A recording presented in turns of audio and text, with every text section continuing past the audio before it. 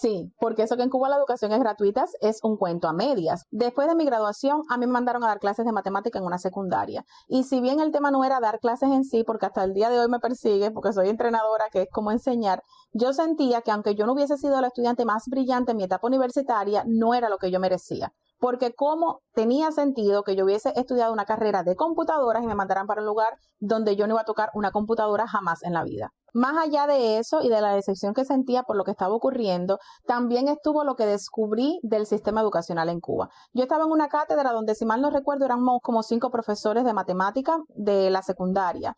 Entre los profesores había muchos que no estaban totalmente preparados, pero la que más era una muchacha que acababa de entrar conmigo a esa misma escuela, pero ella ya llevaba ya como 2 años o 3 dando clases de matemática. Esa muchacha, caballero, no sabía absolutamente nada. Ella me pedía que yo le resolviera los ejercicios del libro en la libreta y iba para el aula a sencillamente copiar lo mismo que yo le había escrito en la pizarra. Solo imaginen esos alumnos si tenían una duda. ¿Qué ella podía responder si ella no sabía cómo hacer los ejercicios? Y así era todo, falta de preparación, falta de recursos. El almuerzo de los niños era un yogur de soya aguado y un pan con un queso ácido adentro, caballero, que aquello daba pena. A mí me partía el alma que esos niños tuvieran que estudiar de esa manera. Llegó el momento en que no pude más y me fui a sentar en mi casa. Y allí se aparecieron el metodólogo provincial, la del partido y otra persona que no recuerdo quién era, a exigirme e intimidarme de por qué yo estaba dejando mi trabajo si yo sabía que con eso me podían quitar mi título. Sí, porque eso que en Cuba la educación es gratuita es un cuento a medias. Cuando tú te gradúas, tú tienes que trabajar de forma obligatoria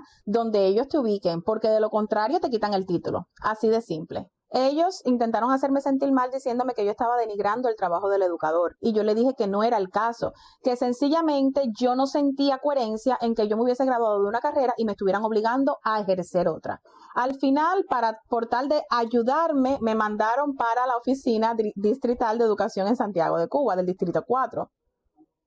Una oficina que tiene una computadora y esa computadora era de los años de remanga la tuerca.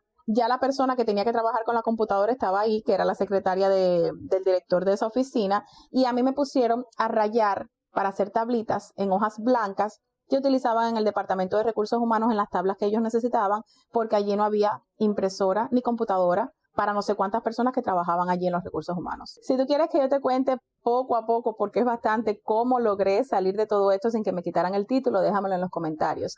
Pero a ti, joven cubano, que estás pasando por todo esto, te quiero decir algo. Lo que estás aprendiendo no es que no vale de nada, sí sirve, porque te estás educando, le estás enseñando a tu cerebro a cómo pensar con todo lo que aprendes en la escuela. Pero tienes que seguir, investiga, crece por ti mismo, cuestiona, no te rindas, descubre que hay mucho más